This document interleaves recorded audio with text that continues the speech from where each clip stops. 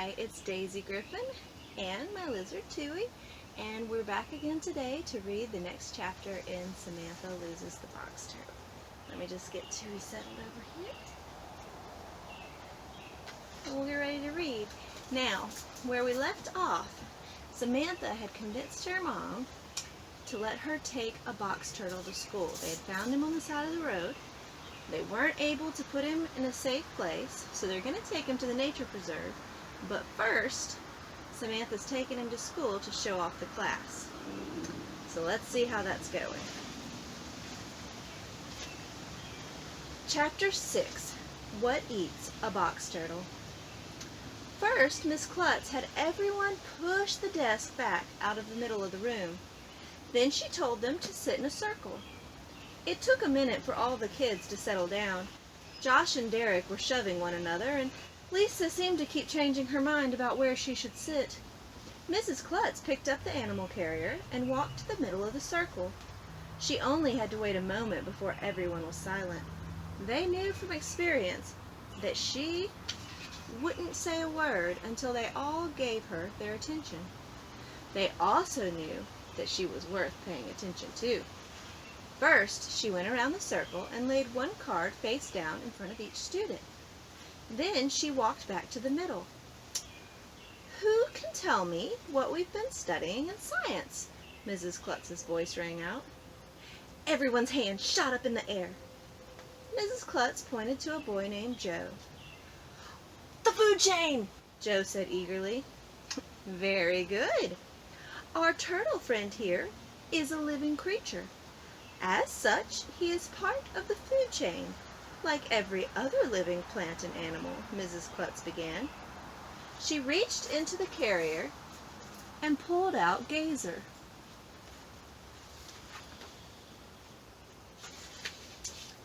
As she held him up so everyone could see, she said, "This turtle must eat food in order to survive.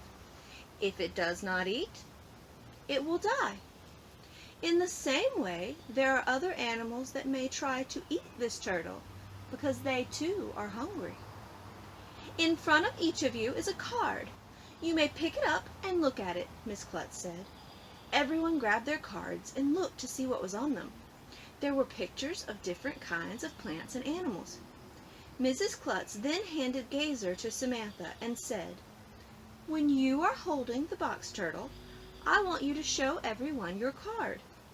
Tell us if you think the thing on the card would eat a turtle, or be eaten by a turtle, or neither." Samantha looked at her card. It was a mushroom, and Samantha knew that turtles ate mushrooms. She held the card up for everyone to see, and then took a minute to pretend to think about it. She didn't want to pass Gazer on too quickly, after all. "Mushrooms would be eaten by a turtle," Samantha finally said. "Excellent! They would indeed," said Mrs. Klutz. Some mushrooms are poisonous. I bet they wouldn't eat the poisonous ones," Lisa butted in. Samantha rolled her eyes. She knew she shouldn't, but she couldn't help it. Lisa was always trying to act like she knew everything. "Very good question," Mrs. Klutz said. "It wasn't really a question," Samantha mumbled under her breath.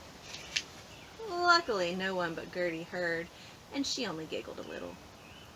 Mrs. Klutz continued, "Box turtles actually do eat the poisonous mushrooms as well. The poison doesn't hurt the turtle. It stays inside them. That way, if a predator eats the turtle, it will poison the predator. It's a sneaky way for the turtle to use the mushroom's defense for himself." "Cool," said Joe. "Very cool indeed. Now, Samantha, will you please pass the turtle to Gertie and let her show us her card?" Mrs. Klutz prompted. Sam gladly handed Gazer to Gertie, who stood up as she took him a bit gingerly. Gertie still wasn't enthused about touching a reptile of any sort. When she held up her card, Gertie showed everyone a skunk. "Pee-you!" someone shouted. "Nothing would want to get close to a skunk," came another remark. Mrs. Klutz held up her hand for silence, and the room quieted down. Gertie was quiet for a minute, and then finally said, "I don't think this turtle could eat a skunk, but I don't know if a skunk would eat a turtle either. I don't really know what a skunk might eat, but I'm going to guess that the skunk would eat the turtle." "Very good deduction, Gertie.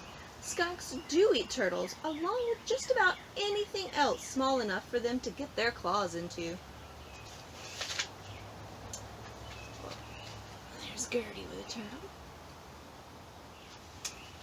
"But are you certain that a turtle wouldn't eat a skunk as well?" Mrs. Klutz prompted. Gertie looked at the box turtle in her hand. He was full grown, and not quite as big as a football. The skunk she had seen at the zoo was bigger than her beagle Ruby.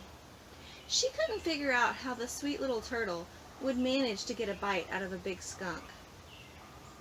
"You'd have to be one crazy turtle to kill a skunk," Gertie finally answered. Everyone laughed. "Aha! But what if the skunk were already dead? What then?" prompted Mrs. Klutz. That was what made Miss Klutz such a fun teacher. She never made fun of your answers or made you feel stupid, but she always tried to make you try a little harder and think a little deeper.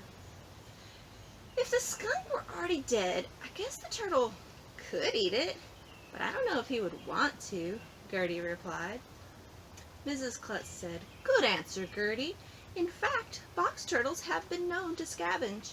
That's what it's called when one animal eats another animal that it finds already dead."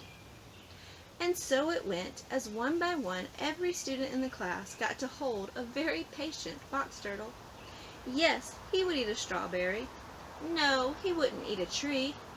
A dog or a cat would probably eat a box turtle, but a turtle would definitely eat an earthworm.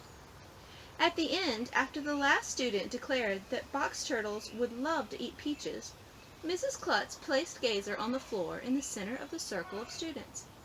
By this time, he had become quite calm with being handled and wasn't closing up in his shell at all. Then, the teacher placed an apple slice in front of Gazer, and he started happily munching away.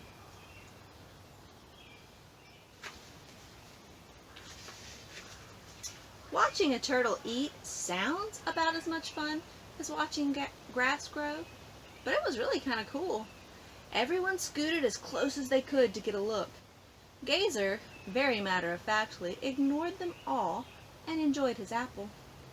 Once he stopped eating, Mrs. Klutz let Josh put him back in the carrier and said that it was time to move on to math. The entire class groaned. Ugh. Well, almost the entire class. Gertie gave a sigh of relief. Gertie was really good at math and couldn't get enough of it. Turtles, on the other hand, still made her a little nervous. Josh hung around the carrier, petting Gazer, until Mrs. Klutz told him sternly to hurry up or he would spend recess doing math. That threat got him moving, and he shut the carrier door in a hurry. Mrs. Klutz didn't make idle threats, and Josh didn't want to spend his recess time inside doing math. And that's where we're going to end for Chapter 6. We'll see how the day finishes out at school when we come back for Chapter 7.